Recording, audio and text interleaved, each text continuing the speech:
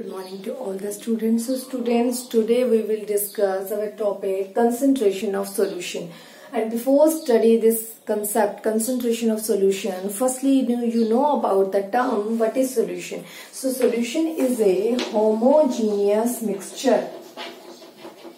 Solution is a homogeneous mixture of two or more components. And which type of components? The component may be solute, the component may be solvent. And this solute component present in a solution in lesser amount and solvent present in a solution large amount. So define solution. Solution is a homogeneous mixture of two or more components. The component may be solute, the component may be solvent, solute present in a lesser amount and solvent present in a large amount in the solution. And what is concentration? Concentration is the amount of solute present in given quantity of solvent. कितना amount solute का present है given quantity of solvent के अंदर, this is called concentration. अगर amount solute का solvent के अंदर कम present है तो वो हमारा सोल्यूशन हमारा लेस कंसंट्रेटेड सोल्यूशन बनेगा. अगर सोल्यूट का अमाउंट सोलवेंट के कंपैरिजन में लार्ज प्रेजेंट है सोलवेंट के अंदर, ठीक है, तो वो हमारा लार्ज कंसंट्रेशन का सोल्यूशन बनेगा. तो कंसंट्रेशन ऑफ द सोल्यूशन में भी लो कंसंट्रेशन सोल्यूशन में भी लार्ज में भी हाई कंसंट्रेशन का सोल्यूशन बन सकता है. तो लो कंसंट्रेशन का सोल्यूशन, सपोज आपके पास एक जग पानी है और आपने चुटकी भर नमक डाला है, तो आपका जो सोल्यूशन तैयार होगा, जो नमक है वो आपका सोल्यूट है और जो पानी है वो आपका सोलवेंट है. जो नमक है आपने डाला है वो एज ए सोल्यूट काम कर रहा है. अगर बहुत कम डाला है, चुटकी भरी नमक डाला है एक जग वाटर के अंदर पूरे, तो आपने क्या देखा, जो कंसंट्रेशन होगी पूरे सोल्यूशन की वो बहुत कम होगी, लो कंसंट्रेशन का सॉल्यूशन होगा. और अगर आपने सपोज एक जगह पानी और आपने एक बाउल भर के सॉल्ट डाल दिया, तो आपकी जो कंसंट्रेशन बनेगी सॉल्यूशन की वो तो कुछ ज्यादा बनेगी, हाई कंसंट्रेशन का सॉल्यूशन तैयार होगा. तो आपको पता होना चाहिए कंसंट्रेशन क्या होती है. जितना अमाउंट आपने सोल्यूट का ऐड किया है सोलवेंट के अंदर, गिवन क्वांटिटी ऑफ सोलवेंट के अंदर आपने जितना अमाउंट सोल्यूट का ऐड किया है, that is concentration. Concentration solute पे डिपेंड करती है. कंसंट्रेशन हाई भी हो सकती है, कंसंट्रेशन सोल्यूशन की लो भी हो सकती है. वो अमाउंट ऑफ सोल्यूट पे डिपेंड करती है जितना आपने सोलवेंट के अंदर ऐड किया है. ठीक है, तो this is concentration. And what is solution आपको मैंने बता ही दिया है. सोल्यूशन किसका कॉम्बिनेशन होता है, एटलीस्ट टू कंपोनेंट का, one solute and one solvent. और वन सोल्यूट और वन सोलवेंट को मिलाते हैं तो ऐसा सोल्यूशन हमारा बाइनरी सोल्यूशन भी कहलाता है. और अगर मान लो सपोज हमने एक जैसे एग्जांपल लिया NaCl विद वाटर, तो ये मेरा बाइनरी सोल्यूशन हो गया. और अगर मैंने लिया NaCl plus sugar plus water, तो NaCl और शुगर यहाँ पर सोल्यूट है और प्लस वाटर यहाँ पर सोलवेंट है. तो ऐसा सोल्यूशन मेरा टर्शरी सोल्यूशन हो गया, टर्शरी सोल्यूशन हो गया. 3 कंपोनेंट हो गए उसके अंदर प्रेजेंट. तो सोल्यूशन भी डिफरेंट टाइप के हो सकते हैं बेटा. अगर एक सोल्यूट एक सोलवेंट है तो बाइनरी सोल्यूशन, 2 सोल्यूट एक सोलवेंट है तो टर्शरी सोल्यूशन. ठीक है. Now after this topic, first now we will discuss the concentration of the solution. आपने एक एक करके concentration terms को डिस्कस करना है. concentration जब हम solution बनाते हैं लैब के अंदर तो बहुत सी concentration terms अप्लाई करते हैं. तो one by one we will discuss the concentration terms. So our next topic is what are the concentration terms that are used in the lab during the formation of solution. ठीक है, terms of the solution. So there are number of concentration terms of the solution in our syllabus. The first concentration term is mass percentage. The second concentration term is volume percentage.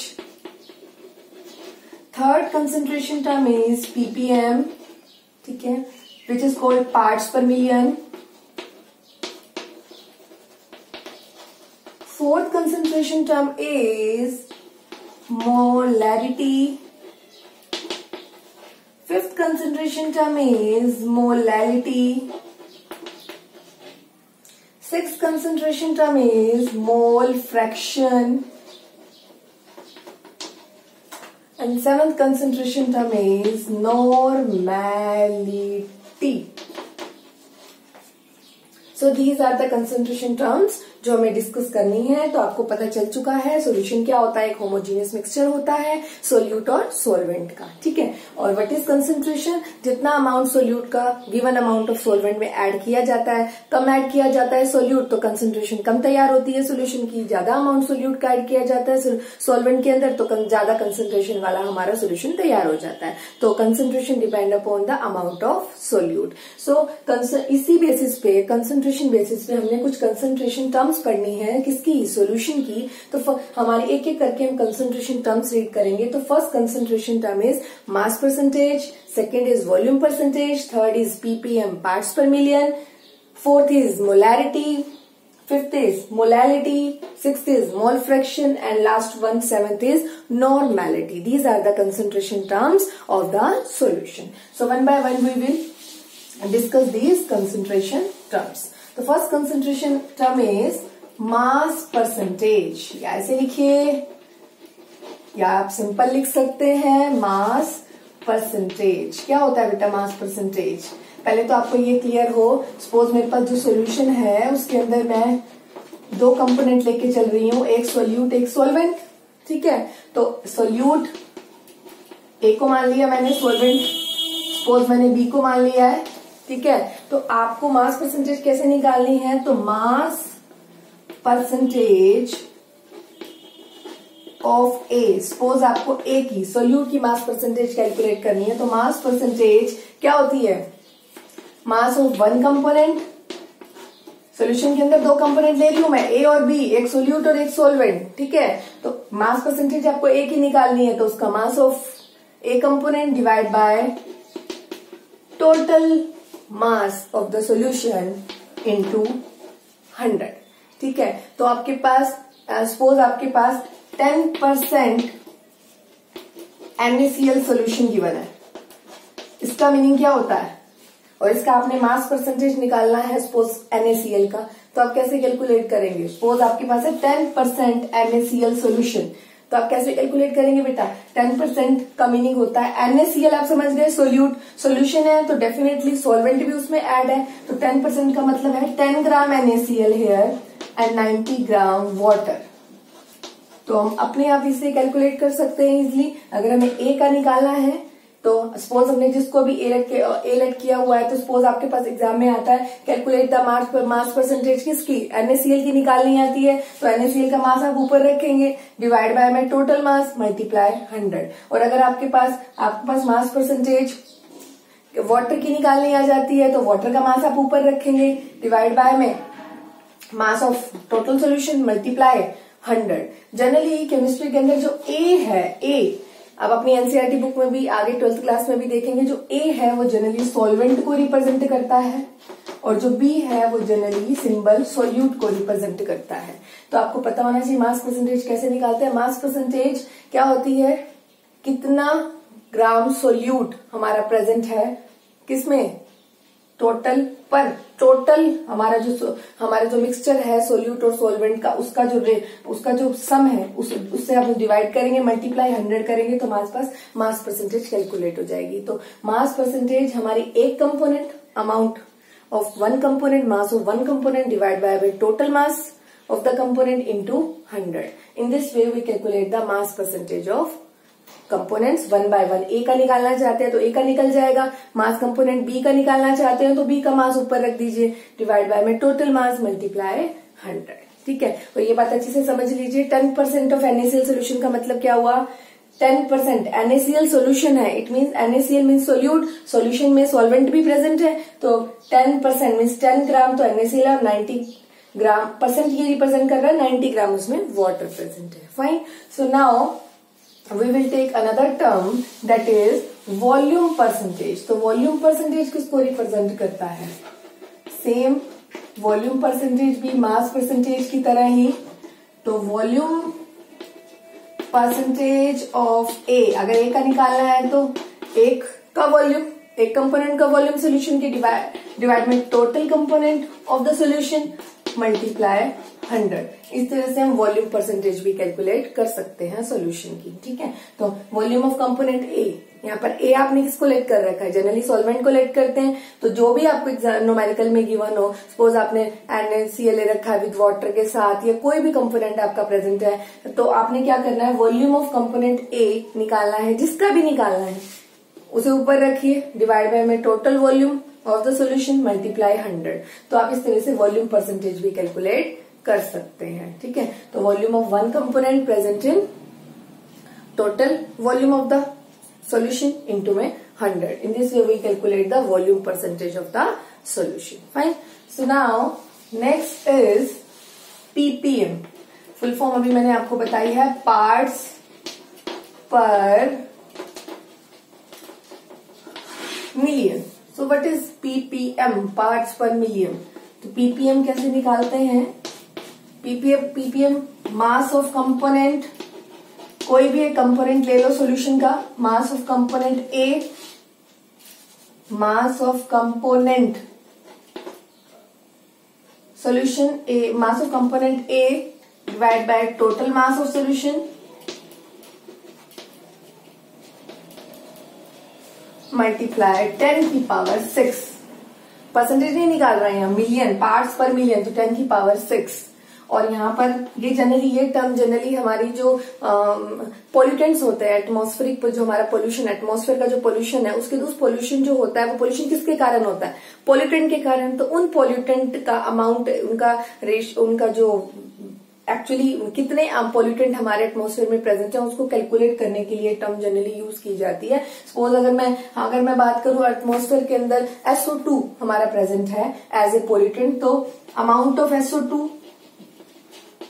Of SO2 present as a pollutant, ये हमारे environment में pollutant का काम करता है, divide by में total mass of atmospheric gases.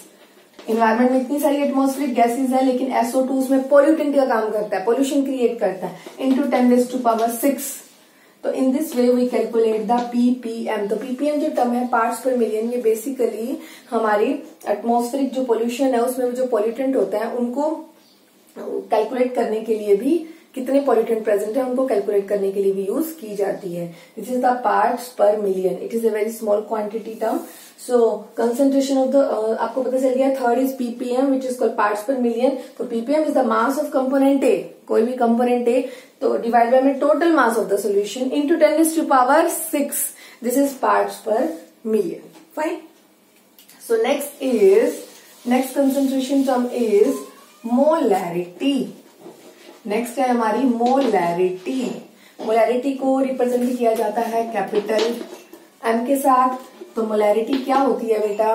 Molarity is the number of moles of the solute, number of moles of solute. मैं बार बार एक बात बताऊंगी, सोल्यूट को जनरली B से रिप्रेजेंट करेंगे, सॉल्वेंट को हम अपनी बुक्स में A से रिप्रेजेंट करते हैं। तो molarity represented by capital M, it is our fourth concentration term. ठीक है, तो molarity which is represented by capital M, it is the number of moles of solute present in the volume of solution in litre, present in the volume of solution in litre. अगर volume हमें millilitre में present होगा तो हमें उसे litre में convert करना होगा विद यूज ऑफ 1000। ठीक है, डिवाइड बाय 1000। तो what is molarity? Number of moles, किसके? B means solute, divide by volume of solution in litre, litre में होना चाहिए। अगर ml में गिवन है तो आपको ऊपर 1000 अप्लाई करना होगा। और आपको पूरी क्लास को ये बात पता है, नंबर ऑफ मोल्स किसके इक्वल होता है? गिवन मास अपॉन मोलर मास। गिवन मास जो आपको अमाउंट गिवन होता है, मोलर मास जो आप कैलकुलेट करते हैं। बी यहाँ पर किसका है? सोल्यूट का। तो मोलैरिटी क्या होगी? गिवन मास अपॉन मोलर मास मल्टीप्लाई 1000 अपॉन वॉल्यूम। ठीक है, एंड मोलैरिटी की जो यूनिट होती है वो होती है बेटा मोल पर लीटर। फाइन। तो what is molarity? Molarity is defined as the number of moles of solute present in volume of solution in litre. तो सोल्यूशन वॉल्यूम जो होना चाहिए सोल्यूशन का वो लीटर में होना चाहिए। अगर वो लीटर में नहीं है तो आपको ऊपर 1000 प्लेस करना है during solving the numerical. And the unit of molarity is mole per litre. और नंबर ऑफ मोल्स किससे रिप्रेजेंट होते हैं? Given mass of the substance that is given to you upon molar mass. Molar mass आपको हर compound का निकालना मैंने सिखा दिया है। Okay, in this way you calculate the molarity. आप इससे मोलैरिटी कैलकुलेट कर सकते हैं। And what is one disadvantage of molarity is molarity जो है वो टेम्परेचर पे डिपेंड करती है। अगर बिकॉज मोलैरिटी की टर्म में आता है वॉल्यूम, और वॉल्यूम टेम्परेचर के डायरेक्टली प्रोपोर्शनल होता है। फाइन, तो टेम्परेचर जब भी चेंज होगा ड्यूरिंग मान लो सपोज हम लैब के अंदर ये सॉल्यूशन तैयार कर रहे हैं, टेम्परेचर इंक्रीज और डिक्रीज होने से वॉल्यूम में चेंज आता है। वॉल्यूम चेंज आएगा तो मोलैरिटी में भी चेंज आएगा। Fine, it is directly proportional to, both are directly proportional to each other. When temperature will change volume will change, volume will change. यहाँ पर अगर मैं बात करूं टेम्परेचर बढ़ा वॉल्यूम बढ़ा, वॉल्यूम इंक्रीज हुआ तो मोलैरिटी डिक्रीज हुई। तो ultimately we can say that with change the temperature molarity will also change. ठीक है, बिकॉज मोलैरिटी की टर्म में क्या आ रहा है? वॉल्यूम आ रहा है, और वॉल्यूम टेम्परेचर पे डिपेंड करता है। वॉल्यूम मोलैरिटी के इनवर्सली प्रोपोर्शनल होता है, तो डेफिनेटली मोलैरिटी भी हमारी चेंज होती है with change the temperature. Fine, ये बात आपको मस्ट याद रखनी है क्योंकि ये एग्जाम में क्वेश्चन जरूर आता है। ठीक है, in this way we calculate the numericals of molarity. This is also a concentration term. These all concentration terms generally used in the laboratory during the preparation of solutions. ठीक है, fine. So now next term is molality. Next हमारी term है molality. Molality क्या होती है बच्चों? It is represented by small m and it is equal to number of moles of solute. वही number of moles. And small n is the symbol of number of moles. B represent the solute, number of moles of solute present in the mass of solvent in kg. Mass of solvent, किसका मास? किसका मास? Solvent का। और solvent को किससे represent कर रहे हैं? ए से। मास ऑफ सोलवेंट इन केजी। अगर ये हमारे पास ग्राम में है और हमने इसको केजी में बदलना है तो हम 1000 प्लेस करेंगे। Mass of solvent must in KG and you know that the number of moles equal to given mass. Number of moles किसके इक्वल है? अगर मैं यहाँ सोल्यूट की बात कर रही हूँ तो नंबर ऑफ, यहाँ पर हमारा मास भी क्या आएगा? नंबर ऑफ मोल्स किसके इक्वल आएंगे? गिवन मास अपॉन मोलर मास। अगर नंबर ऑफ मोल्स सोल्यूट के हैं तो गिवन मास भी सोल्यूट का होगा, मोलर मास भी सोल्यूट का होगा, तो बी अपॉन में capital M divide by 1000 upon में WA। पिछली बार यहाँ क्या था? वॉल्यूम की बात हो रही थी। तो दोबारा सुन लीजिए, मोलैरिटी कैपिटल एम से रिप्रेजेंट होती है, मोलैरिटी स्मॉल एम से रिप्रेजेंट होती है। उसमें क्या था? Number of moles of solute present in volume of solution in litre. यहाँ पर था number of moles of solute present in mass of solvent in KG. और मास ऑफ सॉल्वेंट है तो सॉल्वेंट को ए से रिप्रेजेंट करेंगे। नंबर ऑफ मोल्स सोल्यूट के किससे रिप्रेजेंट होंगे? गिवन मास अपॉन मोलर मास मल्टीप्लाई 1000 अपॉन में WA किसके लिए रिप्रेजेंट हो रहा है? यहाँ पर किसके लिए? सॉल्वेंट का मास है। और अगर ये हमारा ग्राम में होगा, इसे केजी में हमें बदलना पड़ेगा because it is our concentration term. तो हमने ऊपर क्या रिप्लेस किया है? हमने ऊपर प्लेस किया है 1000। एंड द यूनिट की बात करूं तो इसकी यूनिट हो जाएगी मोल पर केजी। इसकी यूनिट है मोल पर केजी। और ये जो टर्म है मोलैरिटी टर्म है, ये टेम्परेचर पे डिपेंड नहीं करती क्योंकि इसकी डेफिनेशन के अंदर वॉल्यूम का कंसेप्ट नहीं है। तो molarity doesn't depend upon the temperature, does not depend upon the temperature. Temperature के चेंज होने से मोलैरिटी कंसेंट्रेशन टर्म पे कोई भी इफेक्ट नहीं पड़ता है। फाइन, तो ये हमारी थी मोलैरिटी। और आपको ये भी आना चाहिए, एक क्वेश्चन बना लीजिएगा, difference between molarity and molarity. At least 3 difference आप अपनी फेयर नोटबुक में लिखिएगा। ठीक है, नेक्स्ट कंसंट्रेशन टर्म इज, अगर मैं नेक्स्ट कंसंट्रेशन टर्म की बात करूं तो वो है मेरी next concentration term is mole fraction. तो what is mole fraction? It is represented by small x. इसको हम स्मॉल एक्स से रिप्रेजेंट करते हैं। ये होता क्या है? अच्छा, इसे भी आप 2 में डिवाइड कर लीजिए, XA XB। ये मैं आपको पहले ही बता चुकी हूँ कि अगर A होगा वो सोलवेंट के लिए होगा, B होगा वो सोल्यूट के लिए होगा। ठीक है, ये बात ऑलरेडी हमारी डिस्कस हो चुकी है, सोल्यूट के लिए कौन सा होगा और सोलवेंट के लिए कौन सा होगा। ठीक है, तो अगर मैं बात करूं XA की, तो मान लो आपको सोलवेंट के मोल फ्रैक्शन निकालना है। तो ये क्या होता है? ये एक रेशियो होती है मोल्स टू मोल्स की। तो अगर A का सोलवेंट का ले तो सोलवेंट के मोल्स ऊपर डिवाइड बाय में टोटल मोल्स, सॉल्वेंट के मोल्स डिवाइड बाय में total moles of the solution.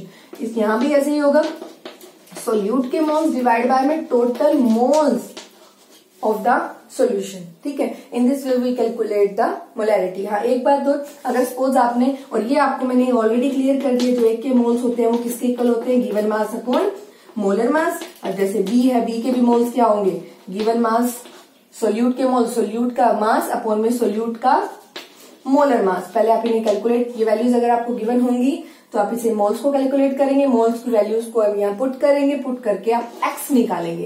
X क्या है, मोल फ्रैक्शन है। ठीक है, तो मोल फ्रैक्शन को एक्स से रिप्रेजेंट किया जाता है। ये दो पार्ट्स में डिवाइड कर दिया, x A x B. X A है mole fraction of solvent, x B है mole fraction of solute. So mole fraction of solvent किसके इक्वल है, number of moles of solvent divide by में total moles of the solution. X B क्या है, number of वो moles of, mole fraction of solute is equal to number of moles of solute divide by में total number of moles of the solution. और number of moles निकालने का आपको formula पता है, गिवन मास ऑफ अगर ए की बात है तो सोलवेंट अपॉन में molar mass of the solvent, और अगर एन बी की बात है तो given mass of the solute divide by में molar mass of the solute. ये वैल्यू कैलकुलेट करके आप एन ए और एन बी की वैल्यू आप यहाँ पुट कर सकते हैं और एक्स ए की वैल्यू निकाल सकते हैं। और X A plus X B equal to 1 है, तो एक्स ए अगर आप निकाल चुके तो एक्स बी निकालने के लिए क्या करेंगे, 1 माइनस में एक्स ए। सिंपल तरीके से आप अगर एक के मोल फ्रैक्शन आपने कैलकुलेट कर लिया है तो दूसरे का मोल फ्रैक्शन आप इजीली कैलकुलेट कर सकते हैं। दोबारा बोल रही हूँ, X A plus X B equal to 1 अगर है हमारे पास तो एक्स बी क्या हो जाएगा, 1 माइनस में एक्स ए। तो एक के मोल फ्रैक्शन निकालकर दूसरे का मोल फ्रैक्शन हम आसानी से कैलकुलेट कर सकते हैं। एक बात और, सपोज हमारे पास सोल्यूशन के अंदर, सपोज हमारे पास सोल्यूशन है उसमें वाटर है, वाटर एज ए सोलवेंट है, एक हमने नमक भी डाल दिया, NaCl भी डाल दिया और एक हमने शुगर भी डाल दिया, तो कितने सोल्यूट हो गए, 2 सोल्यूट हो गए, 1 सोलवेंट हो गया। ये हमारा टर्शरी सोल्यूशन होता है। दोबारा सुन लीजिए, अगर मेरे पास एक सोल्यूशन है उसके अंदर एक सोलवेंट है, solvent means act as a water, वहां पर हमारे पास सोलवेंट वाटर है और जो सोल्यूट है वो मैंने 2 ले लिए हैं, एक नमक भी ले लिया है, NaCl भी ले लिया और एक शुगर भी ले लिया है। ठीक है, तो 2 सोल्यूट है, 1 सोलवेंट है, तो सोल्यूशन के अंदर कितने कंपोनेंट हो गए, सोल्यूशन के अंदर 3 कंपोनेंट हो गए। तो मेरे पास एक्स ए प्लस में एक्स बी प्लस में एक्स सी इक्वल टू 1। तो इसमें से कोई 2 आप कैलकुलेट कर लीजिए, तीसरा आप आराम से फिर कैलकुलेट कर लेंगे। ठीक है, तो मान लो सपोज मैंने एक्स ए और एक्स बी कैलकुलेट कर लिया, तो एक्स सी कैलकुलेट करने के लिए मुझे क्या करना पड़ेगा, 1 माइनस एक्स ए प्लस में एक्स बी। तो जितने भी सॉल्यूशन है, तो सॉल्यूशन के अंदर जितने भी सोल्यूट प्रेजेंट होते हैं, सोल्यूट अगर 2 प्रेजेंट हैं तो अगर एक सोल्यूट एक सोलवेंट है तो हमारा बाइनरी सोल्यूशन है, 2 सोल्यूट एक सोलवेंट तो हमारा टर्शरी सोल्यूशन है, ये आपको पता होना चाहिए। ठीक है, तो अगर मैंने ऐसा सोल्यूशन लिया जिसमें 3 कंपोनेंट है, 2 सोल्यूट है, 1 सोलवेंट है, तो X A plus X B plus X C equal to 1। तो एक्स सी निकालने के लिए क्या करेंगे, 1 माइनस एक्स ए प्लस में एक्स बी। इस तरह से आप एक्स सी की वैल्यू भी कैलकुलेट कर सकते हैं। तो in this way we calculate the mole fraction of the solution. So now we will take a last concentration term. That concentration term is normality. हमारी last concentration term की बात करनी है हमने, that is normality. So this concentration term we will discuss in the next class, that is normality. And आज के लिए मैंने आपको पढ़ाई है, तो हमारा टॉपिक था कंसंट्रेशन ऑफ सॉल्यूशन। और कंसंट्रेशन ऑफ सॉल्यूशन टॉपिक के अंदर हम लोगों ने पढ़ा सॉल्यूशन क्या होते हैं, कंसंट्रेशन किसे कहते हैं, कंसंट्रेशन टर्म्स कितने हमें 11th क्लास में रीड करने हैं। टोटल हमारी 7 है, mass percentage, volume percentage, ppm parts per million, then molarity, mole fraction and then normality. So tomorrow we will discuss the last concentration term with the numericals, that is normality.